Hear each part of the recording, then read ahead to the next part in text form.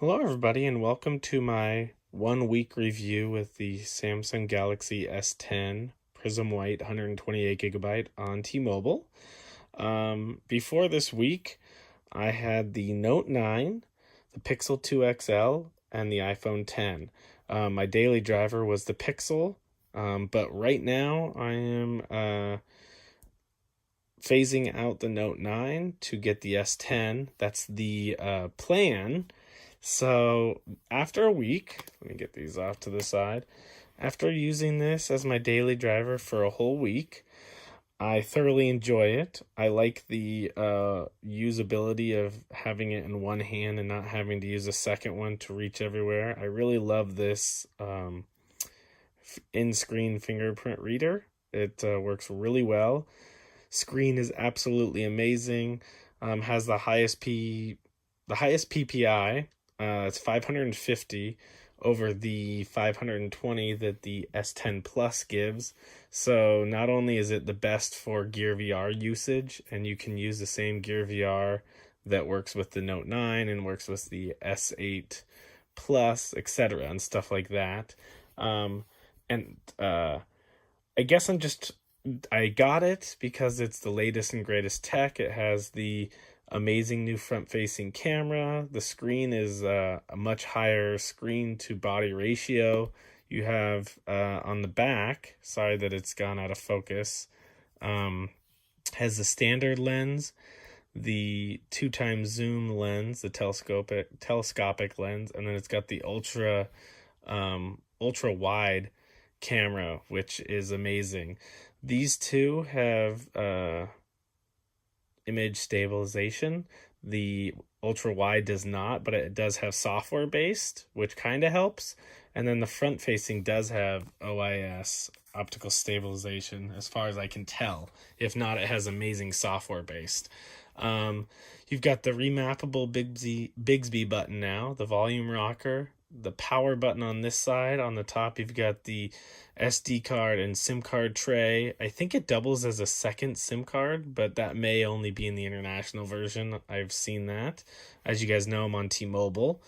On the bottom, you have a headphone jack still, USB-C, microphone, and second speaker. The other speaker comes through, which you can't even see. Oh, you kind of saw it there. There's a little speaker grill right there for your in-ear phone calls and audio, which is amazing. I took a whole bunch of pictures this morning, and they turned out amazing. I compared them to what the Note is putting out, and you just get a little bit better. And it could just be the screen itself because it's HDR 10 plus compared to the Note 9, which is only HDR. But I really feel like it's a good move for me to switch to this and return this to T-Mobile. If you're wondering why I'd be returning it, is because this is on a jump on demand, which is a leasing program. So you get this, pay the deductible, pay a monthly, and then at any time you can turn this in and you can get a new phone. So I'm in this choice. I have just under a week now to decide which one I send back. I'm leaning more towards the Note. I may, over the next couple days, take this and make it my daily driver just to see, but the weight alone and the size and having to kind of move the phone up and down in my hand really doesn't help much. And of course, there's always the Note 10 that's going to be coming out later in the year. I mean, I know it's August, but I don't really use the S Pen. I mean, yes, granted, this S Pen is amazing, and I was all like, I'm going to use it every day.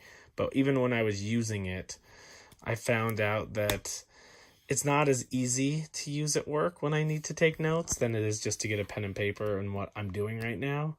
That could easily change, unfortunately, but for the time being, I really like having the Samsung S10 with the cameras and all.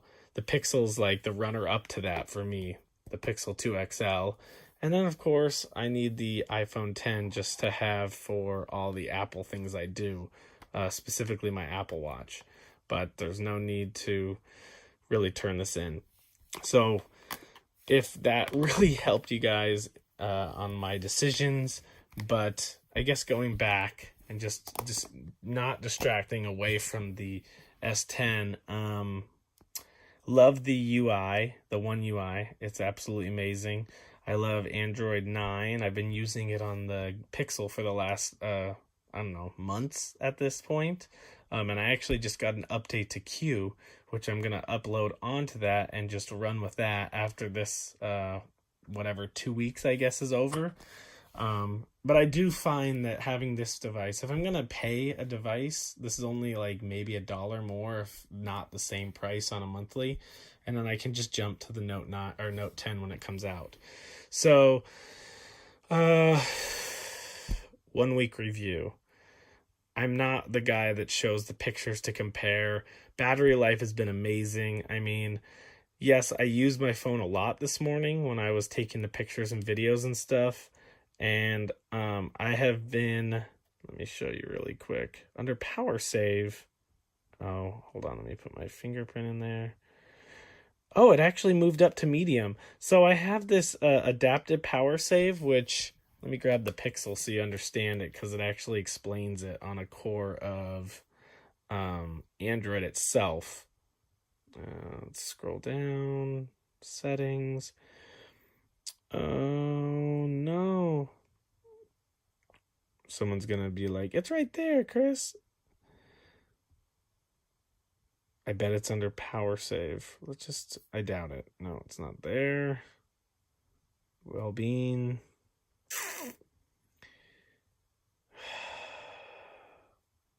Let's scroll down and we'll go into power save. There we go. Adaptive battery. So this is what adaptive does. It kind of moderates the system so that you get the best savings out of the battery.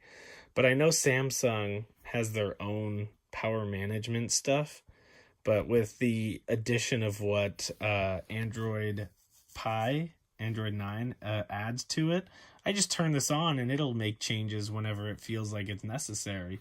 Like right now we're at 28% battery life up here and it's doing its job. So it's similar but kind of different. It uses the core of adaptive battery, but it also does it while using Android or Samsung's version of power saving and all that stuff. So it kind of does it on the fly, I guess. It doesn't prompt you, hey, we're going to turn the resolution of the phone down and stuff like that. So it's still, within a week, you really don't get the full understanding of a battery on a device. I had to reset it like 2 days into using it into a week. So it just recently started to show. If I go into here. Oh, and then of course, wireless power share, that I haven't used yet, but I hear that I could potentially plug this in to charge the device and then also do power share, so it's actually going to charge another device. So instead of having two devices plugged in, this guy can, oh, this doesn't have wireless charging on it. I could put my iPhone on the back of this guy while this is charging and it would charge them both at the same time. I'm not going to do that, but I've seen someone that talked about that. Always on display. See, they turned it off. All this stuff kind of turns off and on its own. The stuff that really eats away at the battery. I had other things. Call quality, great.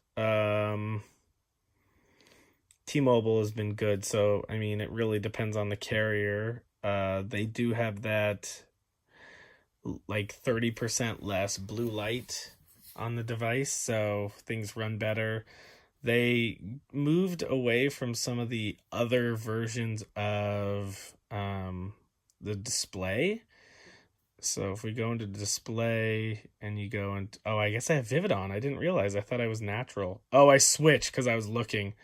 The difference is very minute, but they don't have like 6 different versions. They have like cinema and photo and all that kind of stuff. So now they just have Vivid and natural, which is kind of cool. There was this whole issue with the Pixel back when it first came out that everything looked very dull for its colors. Let me show you. Display. Oops, didn't mean to go into there. Display, it should have... No! Okay. Under advanced?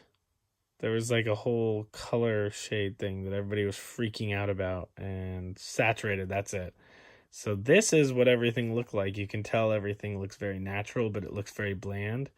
And then there's boost, which wasn't a big change, and then they changed it to saturated because everybody's so used to looking at what Samsung offered, and this is a OLED panel, and it just looked really bad. So that changed a lot with this device. That was a huge upset. But going back to this guy, I love it.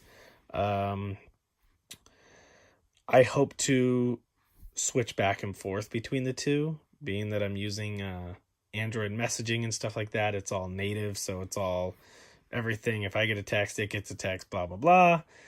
Love T-Mobile for that. Sound quality is great. I was watching some Dolby Atmos trailers and stuff like that, and they sound excellent through the built-in speakers. Compared to even the Pixel, where I feel like I need to get a replacement because there's a little rattling noise coming out of the lower speaker down here. But anyways, I'm all over the place. You guys have a great day, and share, subscribe, comment below if you have any questions. I'll try to answer them to the best of my ability, and don't take my word for it. Try it out. I know right now it is hard to get a hold of the Plus model. If you're into bigger phones, go for it. If it really doesn't matter, I mean, the PPI alone is amazing on this. The Prism White, I love. I've seen the other colors, and I'm very happy I went with this one. And I am planning on getting the White Stone tempered glass screen protector on this now that I've decided to go with it. I may give the Note 9 another chance just because it's going to be gone. Because I'm going to mail it back to T-Mobile. But at this point, there's just, I mean, I have the, oh yeah, I forgot to say really quick, the center camera, the base one, still has that dual aperture, so you get really good nighttime shots also, because it'll change on the fly, like it changes. So they do have that tech in there also. But thanks everybody for watching, and I hope to see you in the next one. Probably have some kind of review on this that's further out than just a week, maybe multiple weeks, or we could just even go for a month. So have a good day, everybody, and we'll see you in the next one. Bye!